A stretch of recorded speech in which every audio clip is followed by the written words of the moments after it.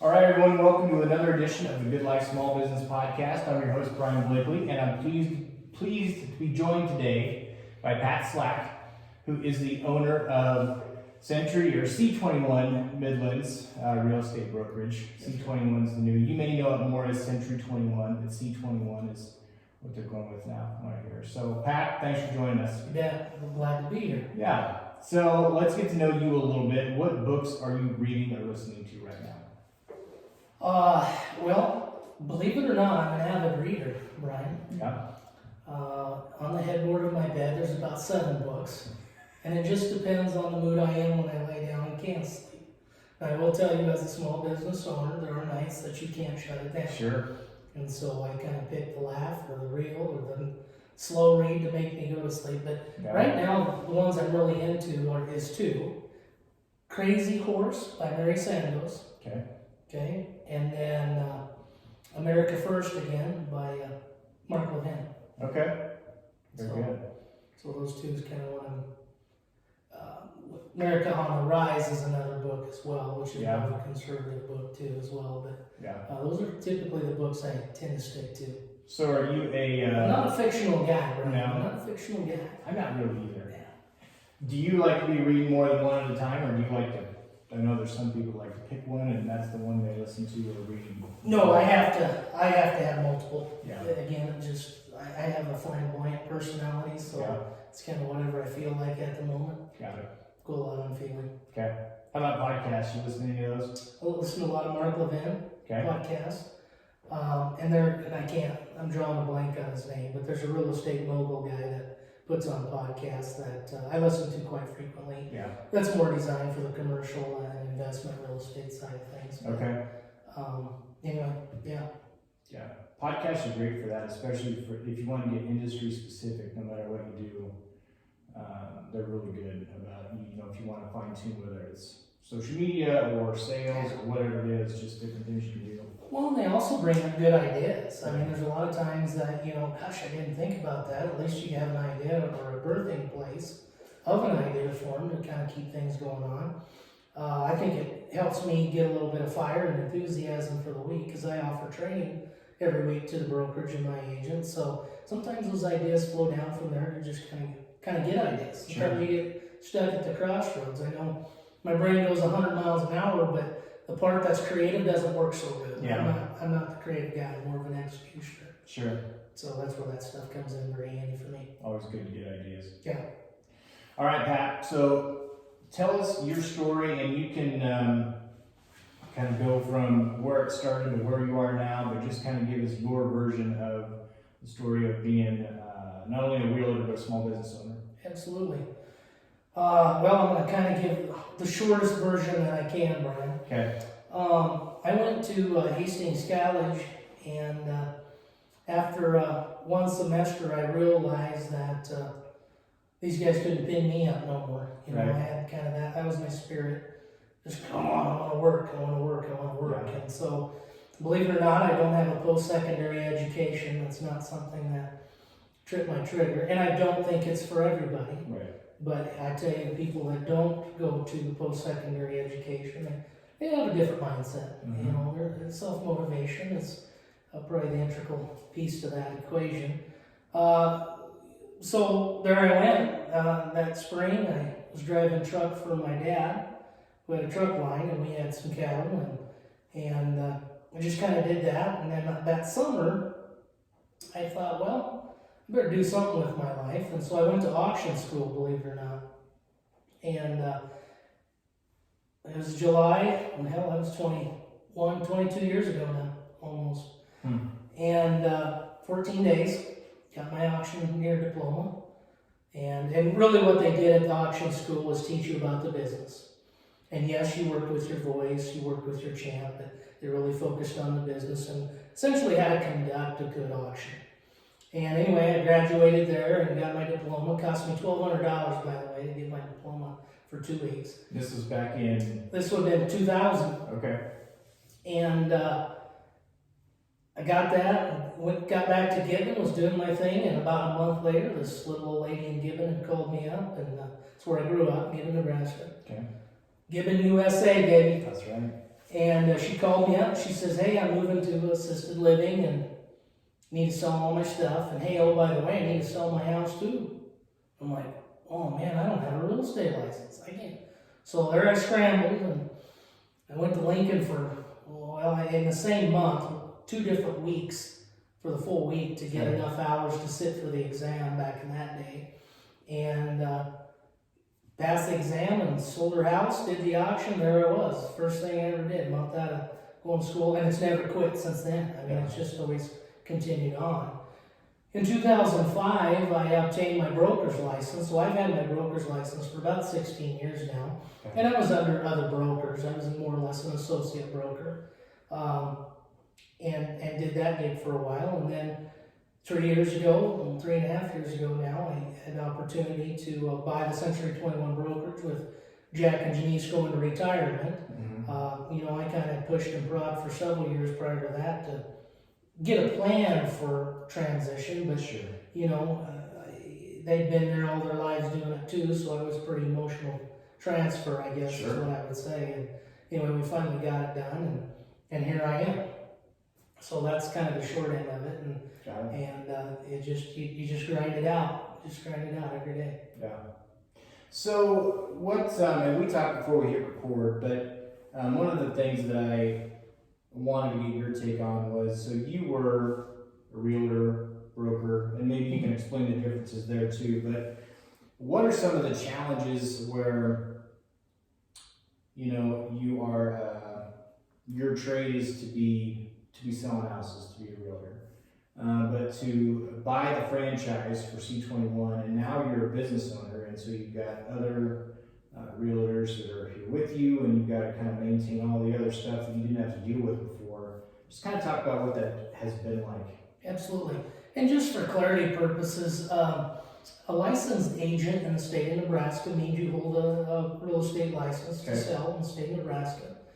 State of Nebraska does require you to have a license and also a written agreement with the seller in order to conduct negotiations in real estate business. Now, a realtor, on the other hand, is a licensed agent that is a member of the National Association of Realtors, which means then not only are you licensed and have to follow state law, we now follow a code of ethics set forth by the National Association of Realtors. So being a licensed agent and being a realtor are two different things, but that's basically the difference between the two that a realtor is going to abide by the code of ethics, which tend to be very equal to the state laws, but sometimes in some cases in certain aspects are more heavily laden with morality, I guess, if you will.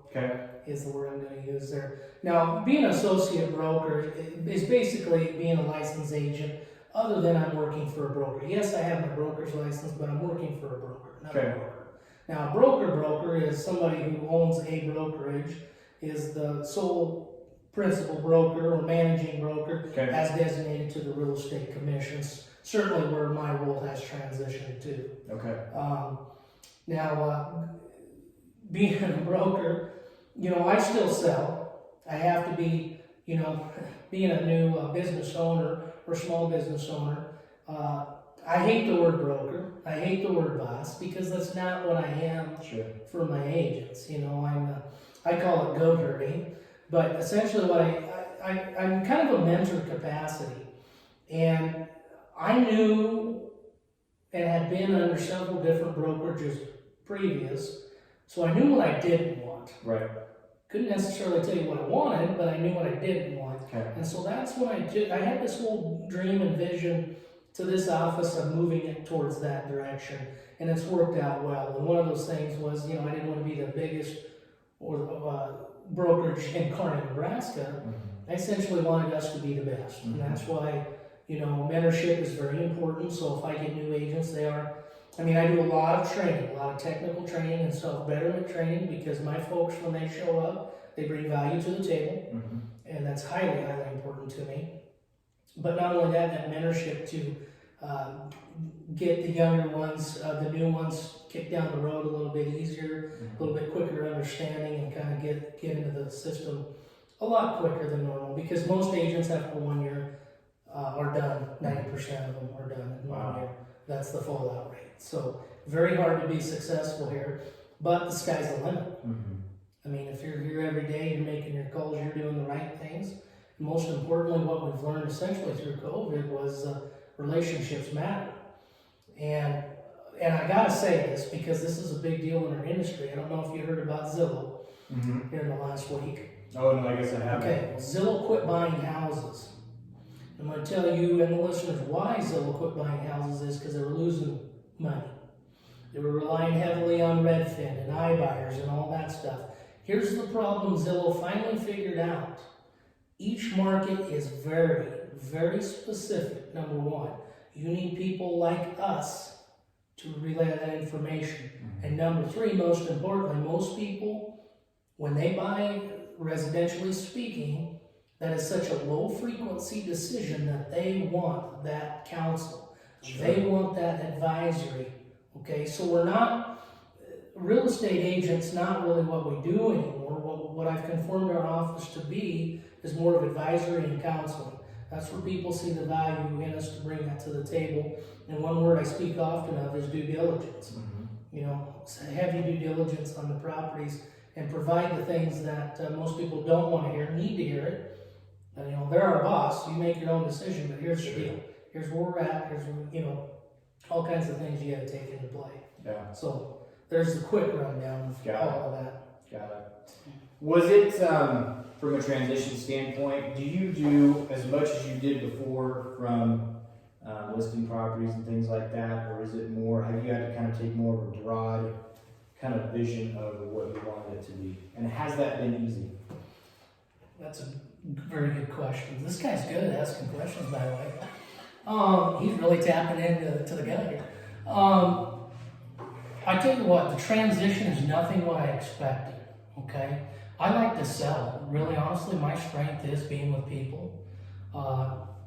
And it's making and making those deals. And that's what's challenged me, because I went from selling to managing and business owner.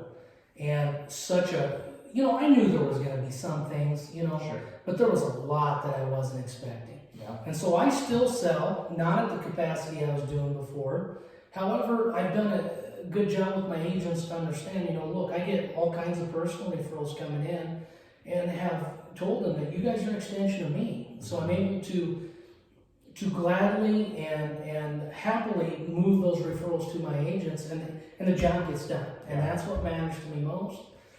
So that's worked out well in that department. But I've also seen that my time in the day gets, do you have a minute? Do you have a minute?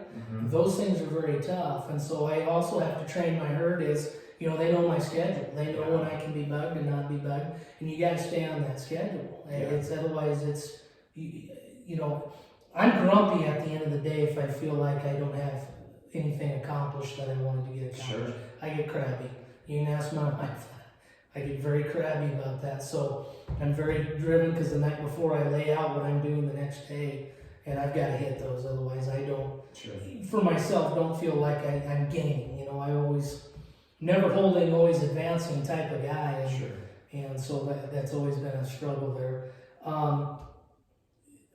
One thing that worked out, and it's just dumb luck, Brian, when I bought the brokerage 3.5 years ago, C21 was going through a rebranding.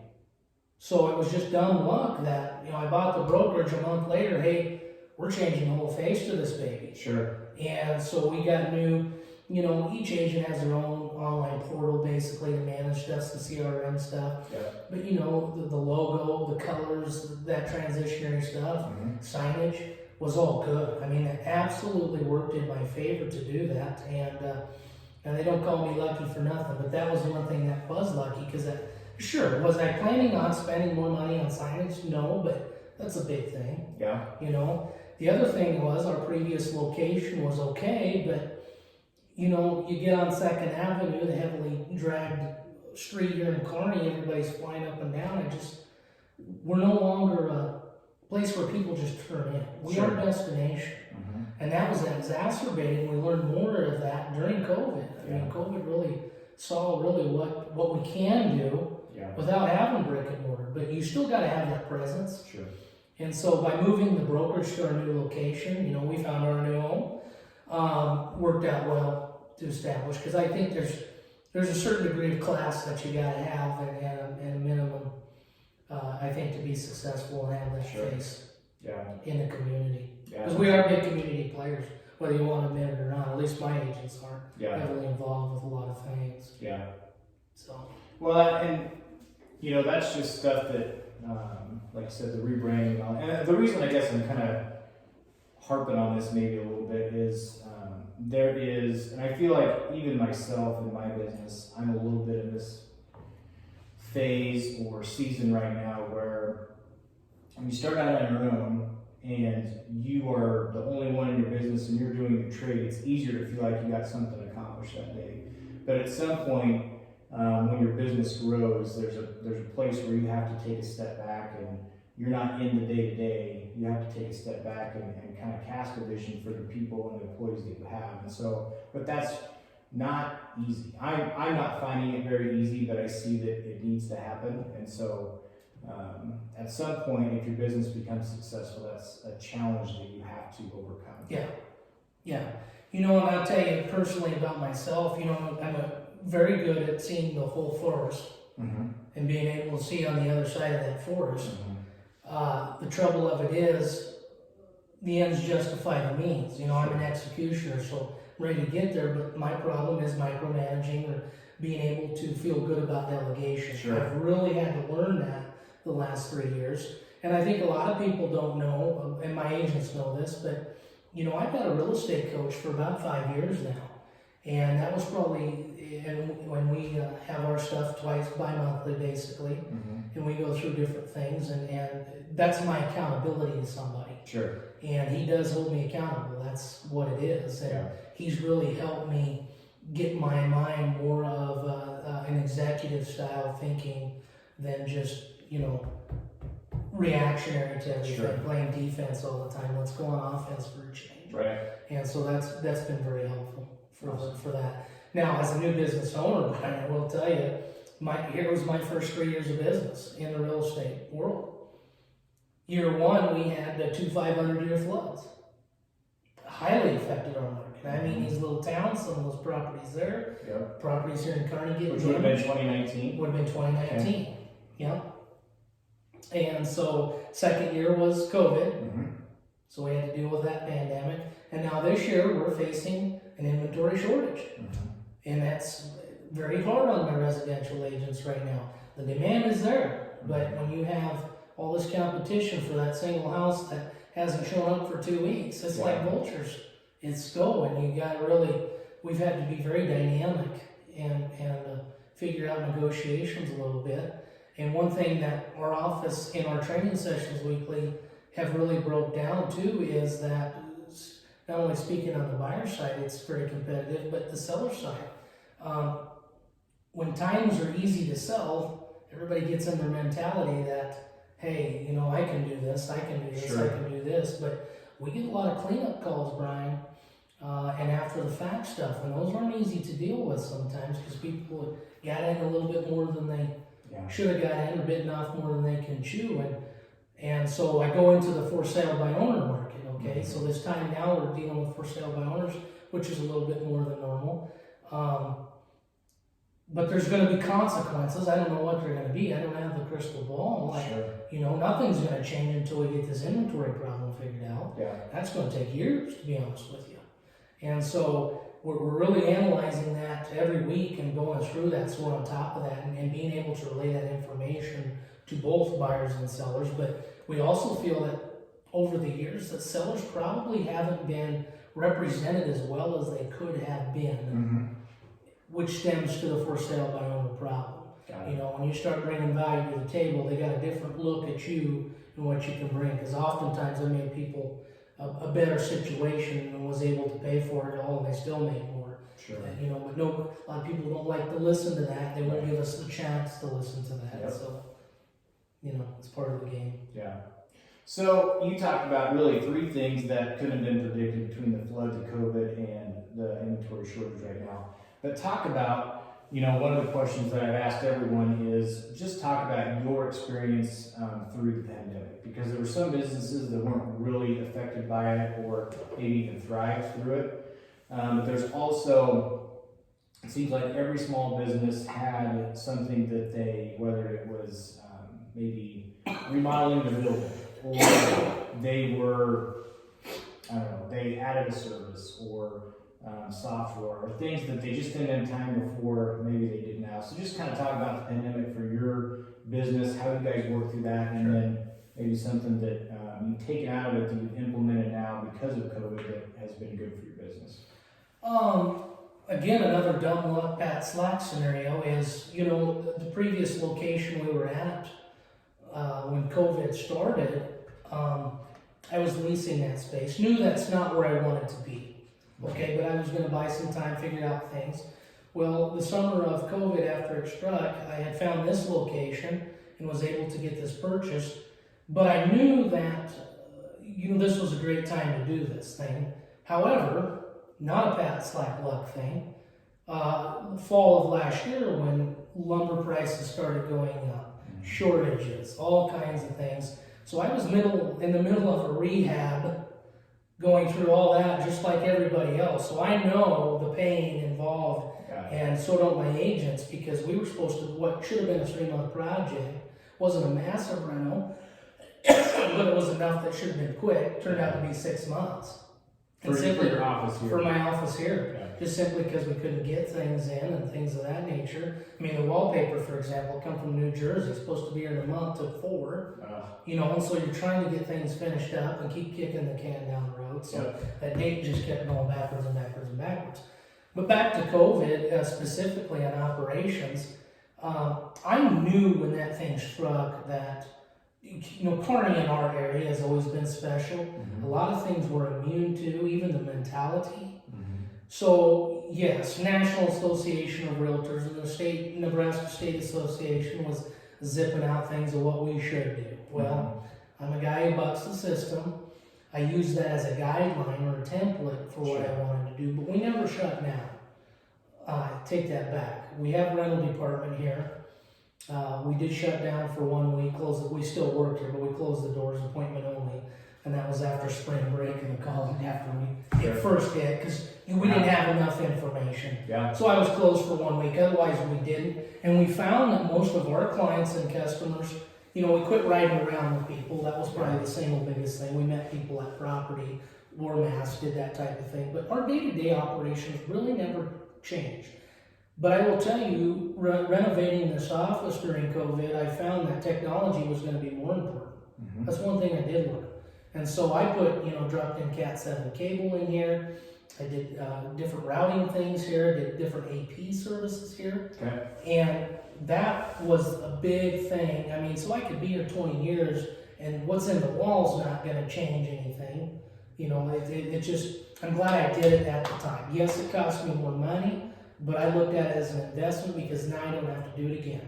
Had you thought about doing that before? No, I did not. No, it was just, we were going to use existing Cat 5, whatever was in here, string some new Cat 5 to meet outlets or whatever.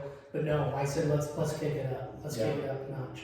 And then we were able to, we got fiber optic here, so we knew our internet infrastructure was just awesome, or IT. So I just said, forget it, let's kick it in gear on this one. Sure. So no matter what we do in the future, because we're only running about 20% capacity of what this office can do technology-wise right now. Yeah. And I mean, everybody can be watching videos, downloading everything, and we don't even get a burp. Wow. It's nice.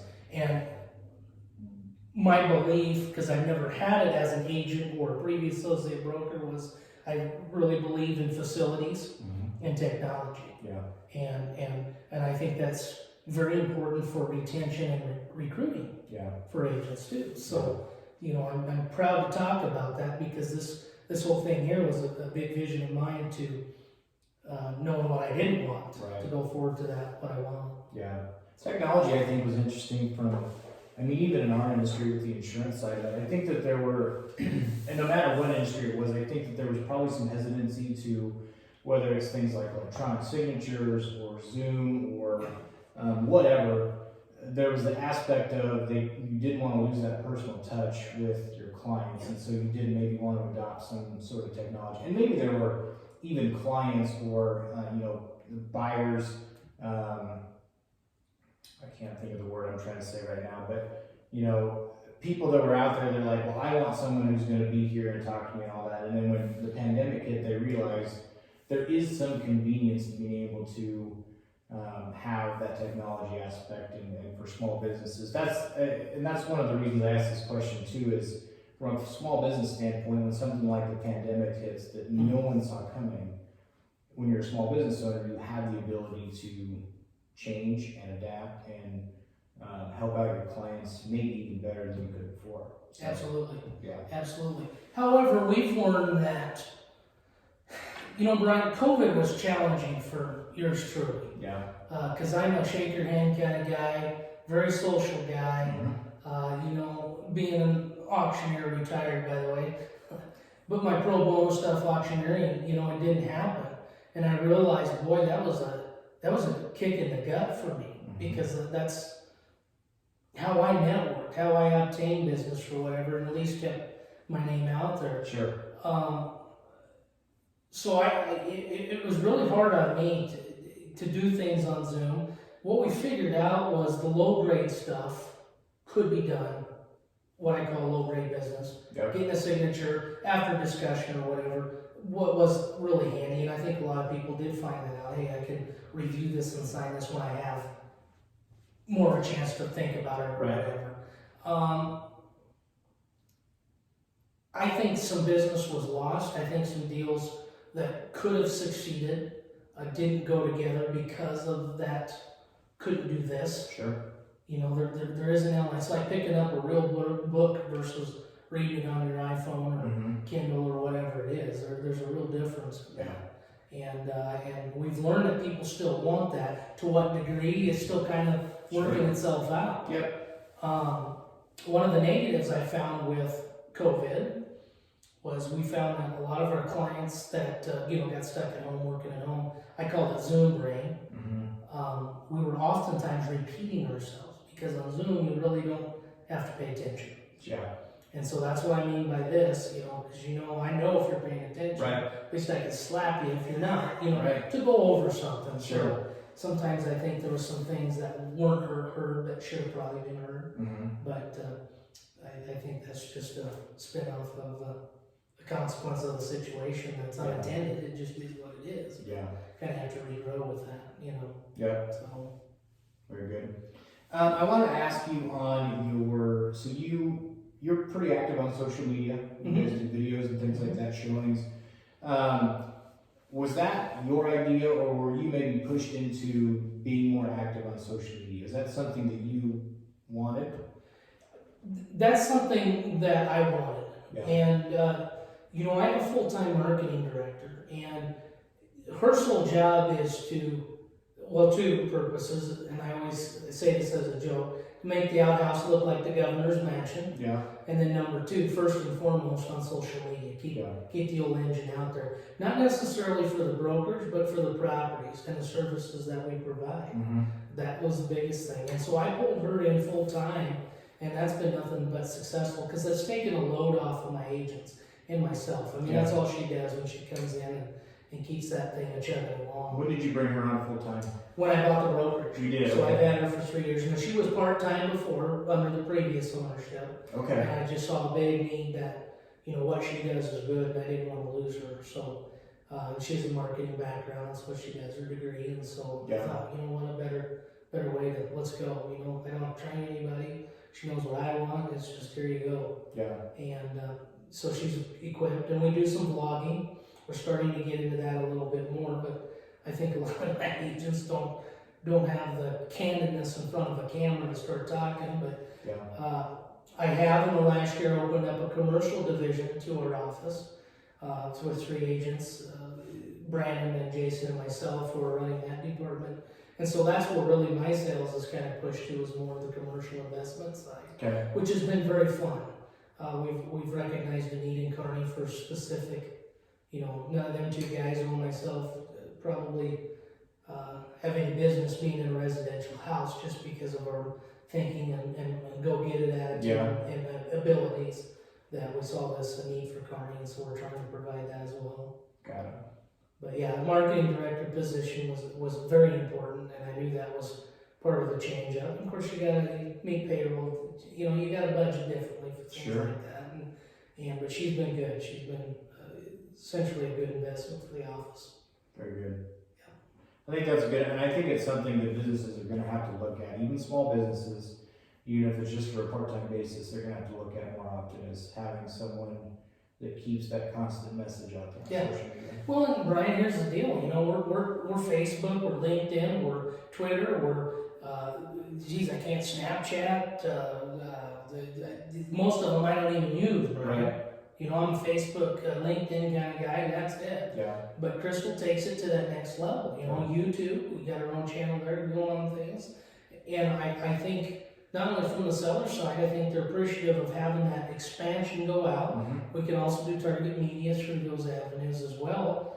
But the periodicals this time and advertising and that, it's obsolete. Yeah. It's kind of like the traditional auctioneer. With everything online, we've kind of gone by the wayside. Yeah. And so it's just, it's either eat or die. Mm-hmm. Is really what it is. And that's no cowboy term when you have a big cat, eat or die.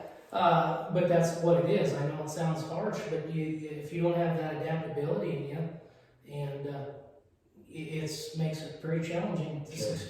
Yeah. But I'm very transparent here in the office, and in our weekly meetings, I call them power session trainings. Mm-hmm. And it's more or less a roundtable of this office to see really what's going on in the market. What have you experienced? What have you run into that's weird? I mean, we're running into more weird stuff since COVID hit than I even like to admit. Yeah. And so if you have one agent talk about his needs, then your agent takes that information, may run into something similar, but at least you got something there to go off of. Sure. And from a brokerage, Crystal comes into those meetings, the marketing director, and gets our needs and wants for the week, and she's off and running. So it's always a continual. I always like to involve staff in those meetings as well, because they're part of the team. It just is what it is as far as that goes. Yeah. We're all in it together. Absolutely. So anyway, it's worked out good. What do you wish you were better at when it comes to running this place? That's a very good question again. I'll give you a minute to think about it. The reason I ask it is because there's so many hats that you have to wear. Yeah. You kind of delegated the social media side of it, but there's the finances, there is managing, there is, having that 1, 3, 5 year goal down the road of what you want this to be. And it's hard to do everything. And so that's why I asked that question, because not everybody can do everything. And as a small business owner, there's times where, man, I wish I was better at that. Yeah. To answer that directly, the single biggest thing for me is, through Century 21 franchise and even our own in-house bookkeeping here, there's all kinds of numbers that you can see to look at trends, maybe things like that. I wish I would make more time for that and really get down to it. But to me to me it's low priority. It shouldn't be, but it is. Yeah. And especially in the market, I've really taken this group here weekly to diagnose the MLS statistics. Mm-hmm. And yes, numbers can be spewed anyway, but that you want them to spew or cook the books or whatever. But you can identify trends on what's going on to be on the front side of things. Say, okay, well, hey, we got a need here, we got a need here, and that's, I wish I was, it's not that I can't do it, it's just the time to allocate for it. And I think that's just a growth thing. Mm-hmm. I think, as you continue to operate in here and grow and expand and whatever, you're still finding your role a little bit, essentially. So I think it's to come here, but that's the single biggest thing. The second thing I would note on that question would be maybe a little bit more of a mentorship with the agents, a little bit more one-on-one time. Because everybody needs a cheerleader. Sure. These guys know it. I mean, I blow their minds with the information that they can get and the technicalities of things. I've run into some weird stuff. And I've got Cordy, who's been in here 20-some years, 25 years as well. So combined, we got, 50 years of experience. Sure.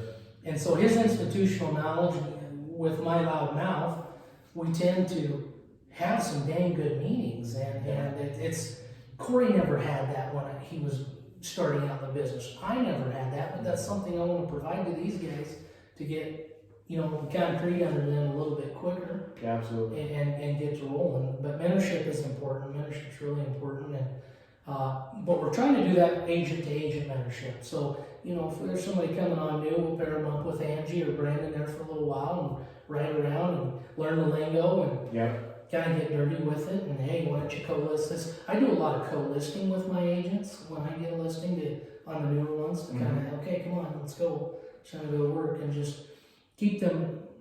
I always like that sense of vesting in what you're doing here and the belief in that. So that's how you learn the best, whether it's the hurdles or the weird things coming up, but just to be in the thick of it. Yep. That's how you're going to learn and get confidence.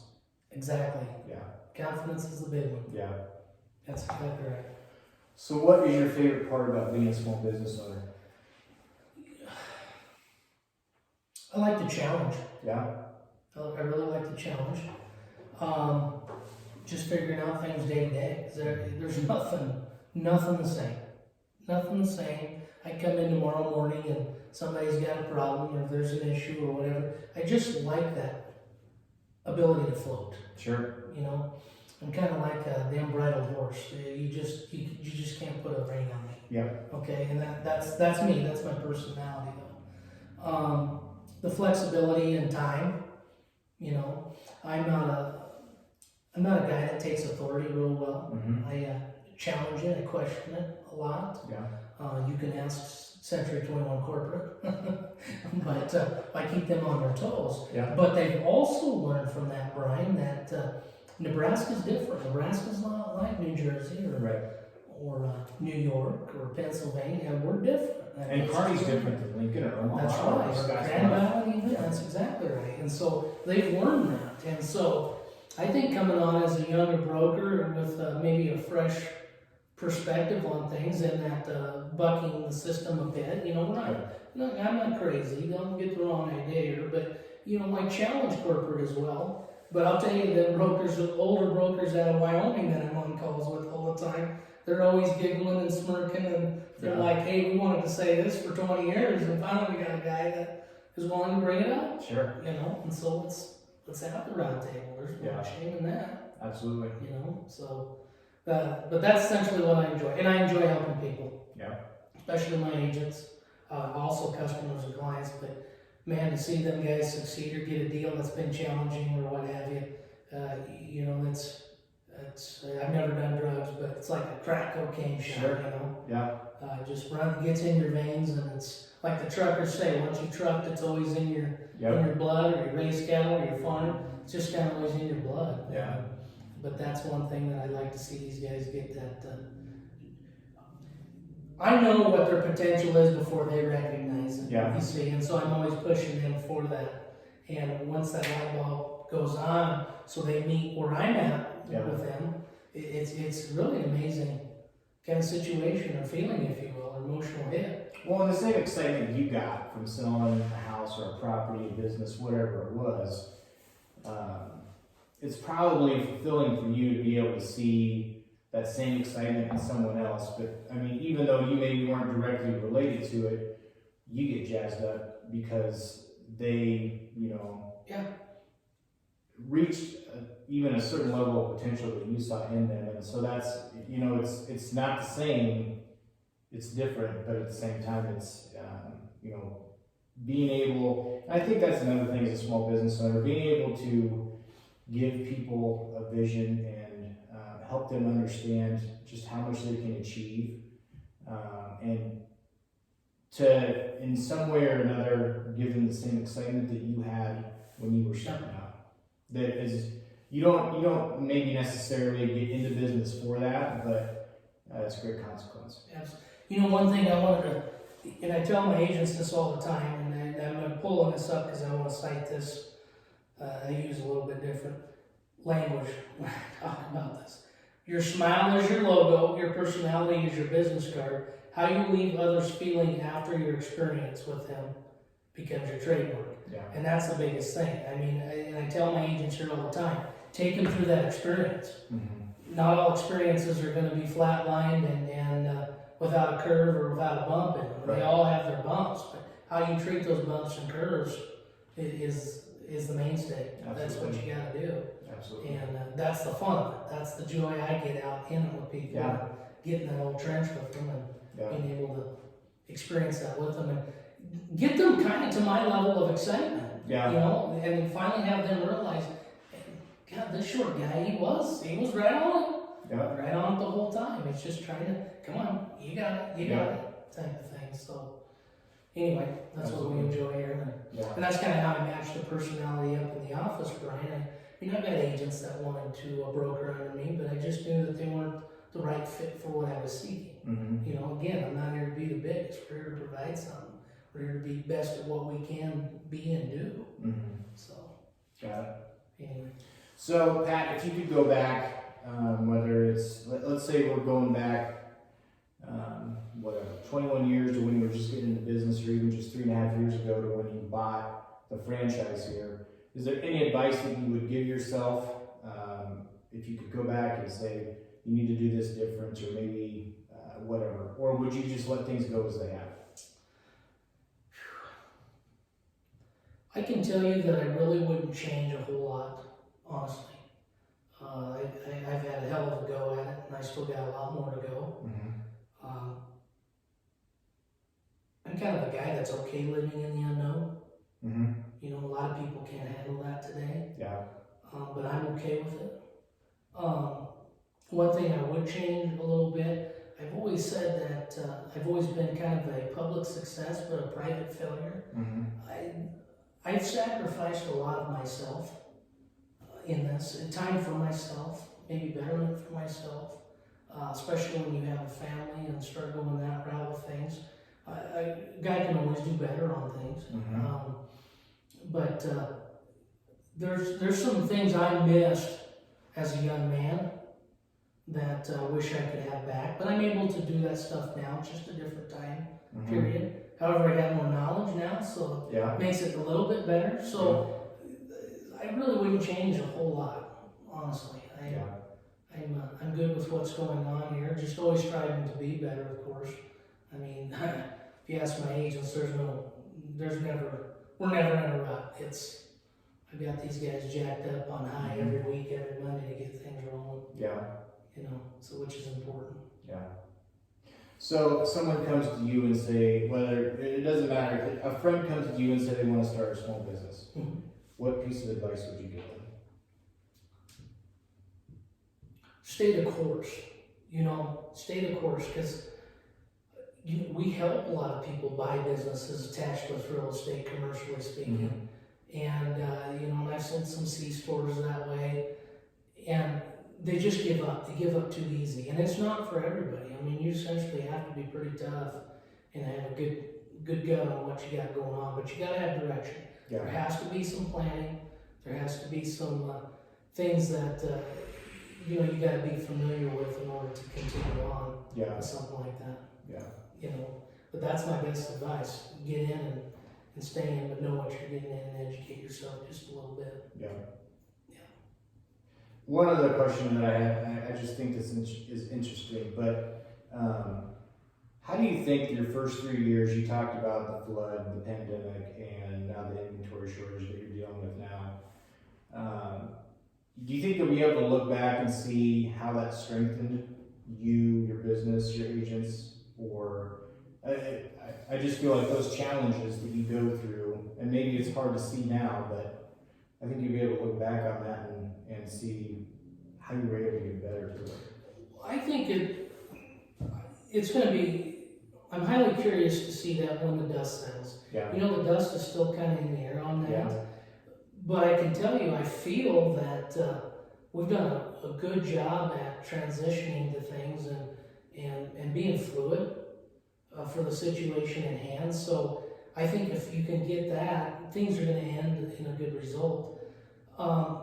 Because one statistic that sticks in my mind, Brian, when I was looking at stuff and data last week, through Q3, I call it Q3, compared to the same time period the previous year, you know, we're down 25% on listings. Wow. but we're about the same sales volume as far as units and signs, which is amazing. Yeah. Which means there's been a lot of door knocking and stuff that sold that didn't hit the market, and we're up about 18% on volume.